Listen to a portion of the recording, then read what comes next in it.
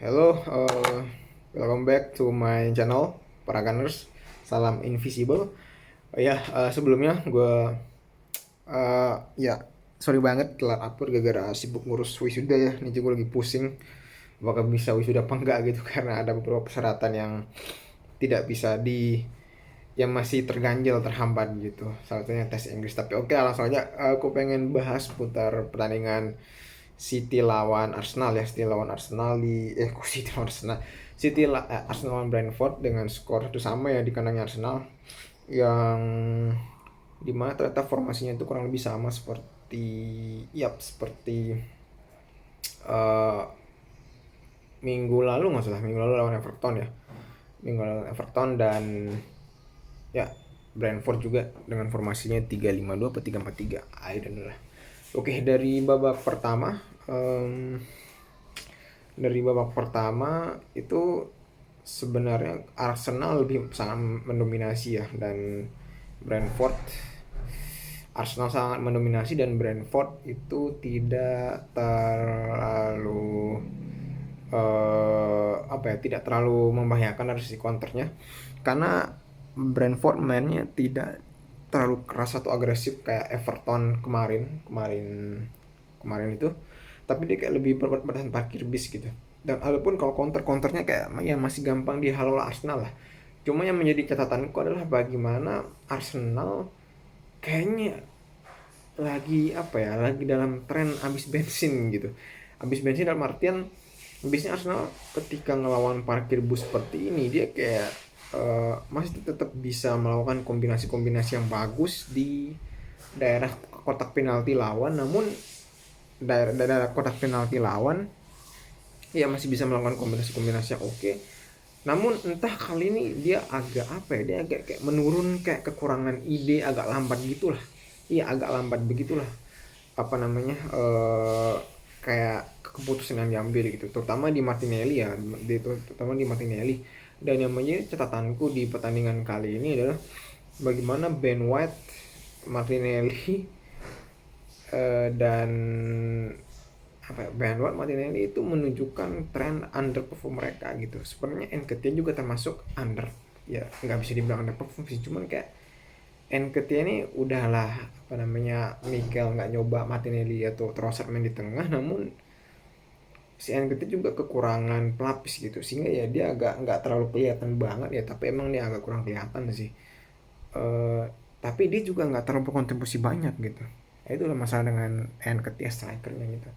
Namun secara lini tengah Arsenal aman-aman aja sih, lebih baik daripada lawan Everton kemarin lah. Lawan Everton kemarin tuh benar-benar lini tengah Arsenal tidak bisa berbuat banyak gitu. Namun di sini bisa berbuat banyak, namun it's apa ya? eh, Kayak buntu gitu. Dan akhirnya di babak kedua kan si Martinelli digantikan oleh Trossard, dan itu sebenarnya lebih berbuah hasil karena sejak saat itu pergerakannya Saka di kanan itu makin lebih bagus, dan juga Trossard makin lebih bagus di kiri, sehingga kirinya lebih bagus lah.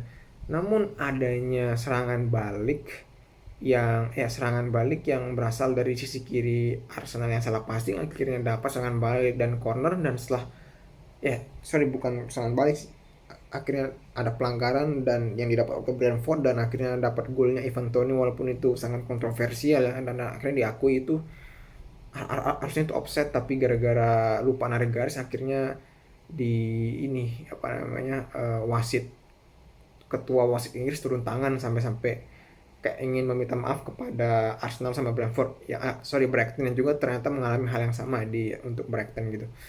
Ya, dimana menurutku terlepas dari hasil kontroversialnya, keputusan kontroversialnya Lee Mason yang selaku wasitnya, namun bagaimana Arsenal kembali menunjukkan tren underperform setelah mengalahkan beberapa tim Big Six secara beruntun.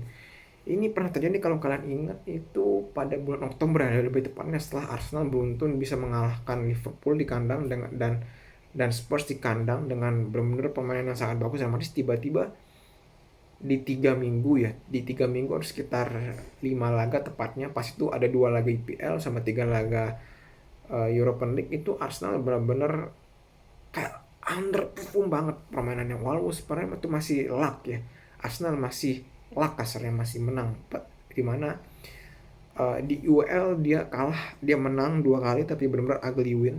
Kalau kalian nonton di apa namanya di pertandingan Arsenal di bulan Oktober lawan Zurich sama PSV itu benar-benar kacau banget, tapi emang masih menang lah ya, walaupun itu masih ketika itu dimaklumi itu ya setengah cadangan yang turun, tapi terlepas dari setengah cadangan yang turun emang pemainnya jelek banget sih.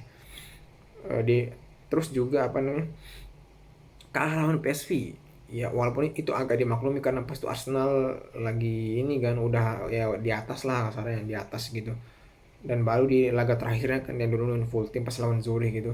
Dan ya terus kemudian di apa namanya di Premier League, yes, di Premier League dia menang lawan Leeds, yang dimana kalau kalian nonton nonton ketika Arsenal lawan Leeds itu benar-benar layak menang sebenarnya, itu layak menang at least seri lah, tapi kan emang luck 2 golnya Leeds dianulir, ya dia dapat luck gitu. Dan apa namanya, dan kemudian lawan Southampton itu Arsenal juga hampir kalah, kalau enggak ya seri dari onanya Saka, tapi setelah itu kan trennya naik lagi ternyata sampai akhirnya ya trennya naik terus walaupun maksudnya menang lawan tim menang ya, walaupun tuh di laga uji coba pas Piala Dunia juga menang terus lawan tim-tim dari Italia waktu itu, terus akhirnya Newcastle seri akhir tuh menang terus lawan United, Tottenham di kandangnya Arsenal ya, di kandangnya Arsenal lawan MU, sama di kandangnya Spurs itu benar-benar memecah rekor 8 tahun tak terkalahkan Spurs lawan Arsenal di kandangnya.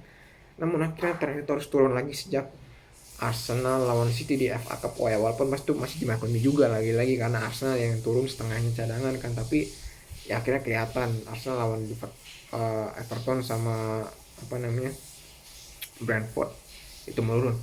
Kalaupun Brentford kalah dan Arsenal menang, itu gue yakin lawan City besok akal kalah lagi dengan catatan permainan yang jelek. Kalau kalah dengan permainan yang bagus ya cuma kalah 1-0 atau 1-2 ya masih dimaklumi, tapi kalau udah kalah 1-0 banget, maksudnya kalah dengan permainan jelek banget, nah ya jangan heran ya, emang lagi turun emang trennya gitu.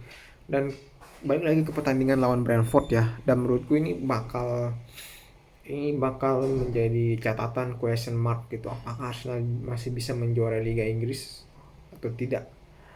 Dan terlepas dari itu, yang aku kritik sebenarnya dari Arteta pas lawan Brentford itu sebenarnya sudah bagus semua kesempatan, mulai dari menurunkan Trossard, apa namanya, tetap tidak mengganti Partey sama Zinchenko secepat mungkin, akhirnya bisa memegang bola.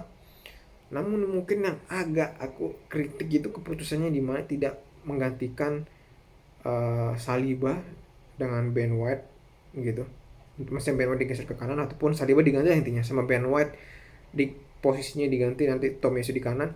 Itu tidak dilakukan, akhirnya kalian lihat beberapa Saliba mulai menurun lagi dan Tomiyasu tidak dimainkan. Padahal Tomiyasu itu dari serangan lebih balance lah, tapi dibandingkan bertahan memang masih lebih bagus siapa namanya sih, sama si Ben White, tapi dari segi serangan itu lebih bagus Tomiyasu, dan menghadapi parkir bus sebenarnya lebih cocok itu memainkan yang agak lebih bertahan sebenarnya, yang agak lebih nyerang. Nanti kan cukup menyisakan 3 pemain bertahan di belakang, 2 back sama 1 Partey lah, itu sebenarnya udah cukup kok, nggak perlu sampai Berat harus nunggu di belakang sih.